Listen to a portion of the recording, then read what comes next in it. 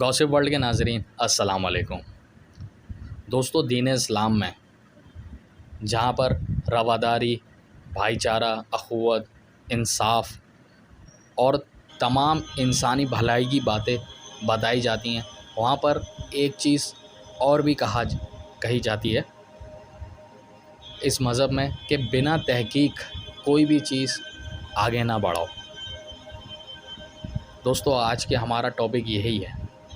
हम आपको बताएंगे कि कुछ लोग किस तरीके से इस्लाम का लबादा ओढ़कर उन्होंने कुरान की तालीमात भी हासिल करी और साथ साथ उन लोगों ने हदीस को भी उनका भी इल्म जाना, लेकिन उनको तोड़ मोड़ कर पेश किया ताकि लोगों में फ़िरके बढ़ सकें।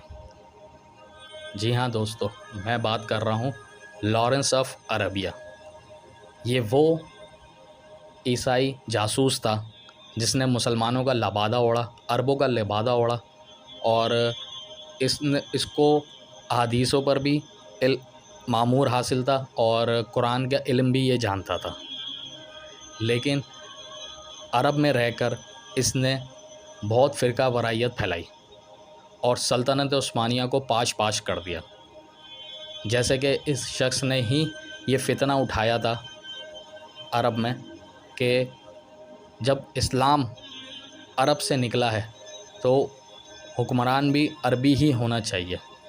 जब सल्तनत उस्मानिया के सुल्तान अब्दुल हमीद की हुकूमत जारी थी। दोस्तों, ऐसी ही एक फरेबी जासूस हम फरेबी था जिसने मुसलमानों का लिबास ओढ़ा हुआ था और हुलिया मुसलमानों का अपनाया हुआ था, लेकिन था वो ईसाई और वो सल्तनत बरतानिया के लिए काम करता था। बहरहाल दोस्तों, ये जासूस आते कहाँ से थे और ये तालीमात कहाँ से हासिल करते थे, उसके बारे में हम आपको बताते हैं। नवाब अहमद ख़ान छावतरी साहब 1940 में। अच्छा, मैं आपको ये बताता चलूँ, नवाब अहमद छावतरी साहब हिंदुस्तान के एक नवाब थे और अंग्रेज़ों के सख्त वफ़ादार थे। कि ये कह लें कि वो ग़ुलाम थे उनके, और अंग्रेज़ों की बस हाँ में हाँ मिलाना और उनके पीछे चलना। बहरहाल अंग्रेज़ सरकार ने भी इनको अपने बड़े करीब रखा और एक दिन बरतानिया के दौरे पर ले गए।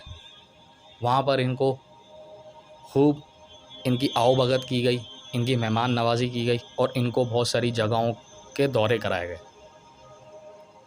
इन्हीं दौरों में से एक जंगल में एक दौरे पर ले गए और वहाँ पर एक इमारत उन्होंने देखी।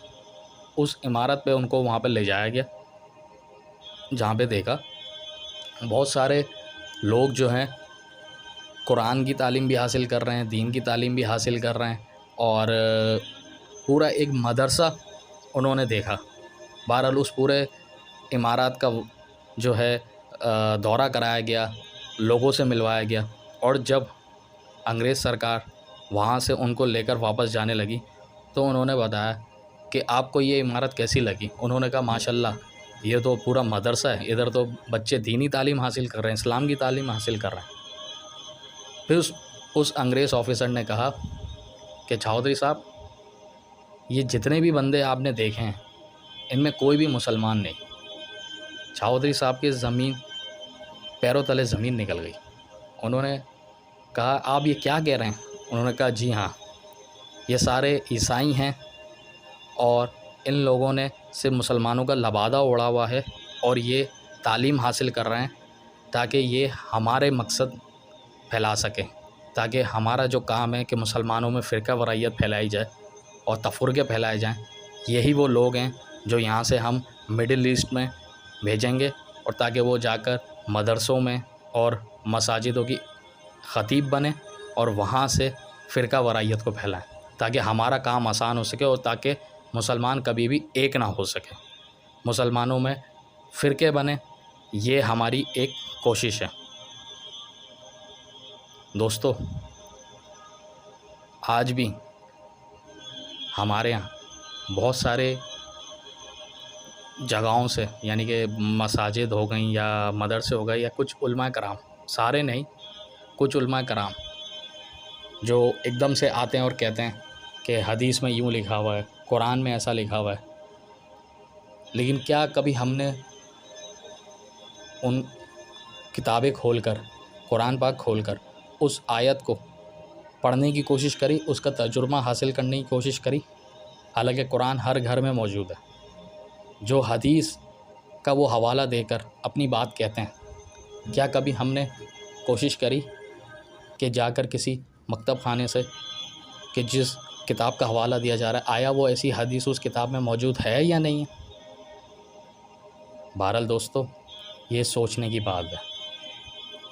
जिस हिसाब से हमारे मुल्क पाकिस्तान में फ़िरका वरायत फैलाई गई थी, वो तो अल्लाह का लाख लाख शुक्र है कि अब हमारे माशाल्लाह बहुत सारे अच्छे उलमाए कराम मंजर आम पर आए, जिन्होंने भाईचारा, रवादारी, एक दूसरे को बर्दाश्त की तलकीनें देना शुरू करी है, जिसकी वजह से फ़िरका वरायत हमारे मुल्क में अच्छी खासी कम हो गई है। और इंशाअल्लाह आने वाली दौर में ये नालत जड़ से ख़त्म हो जाएगी फ़िरका वरायत की, और हम सब एक मुसलमान के तौर पर इंशाअल्लाह पाकिस्तानी बनकर रहेंगे।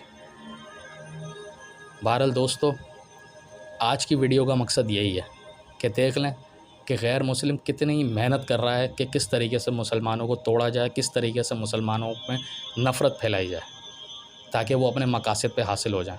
क्योंकि ये सब जान गए हैं कि नबी पाक सल्लल्लाहु अलैहि वसल्लम के दौर से लेकर आज तक अगर मुसलमानों पर डायरेक्ट अगर हम हमला करेंगे तो ये बदले में हमें कुचल के रख देंगे। इसी वजह से ये ऐसे हरबे आजमाते हैं कि मुसलमानों के अंदर ही नफ़रतें आपस में इतनी फैला दो कि ये ख़ुद आपस में लड़कर मर जाएं और हमारा काम आसान हो जाए और हम अपने मकासदों में कामयाब हो जाए।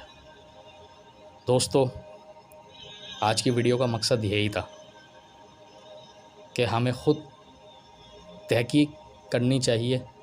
सोशल मीडिया पे भी कोई अहादीस या कुरानी आयत फैलाने शेयर करने से पहले कि आया ये ऐसा इसमें है भी या नहीं। दोस्तों, वीडियो अच्छी लगे लाइक करें, सब्सक्राइब करें, शेयर कीजिए और साथ साथ कमेंट्स करके हमारी हौसला अफजाई भी करें। अपना बहुत ख्याल रखिएगा। इंशाअल्लाह ज़िंदगी ने वफ़ा करी तो ज़रूर अगली वीडियो लेकर आपके सामने हाज़िर होंगे। अल्लाह हाफ़िज़।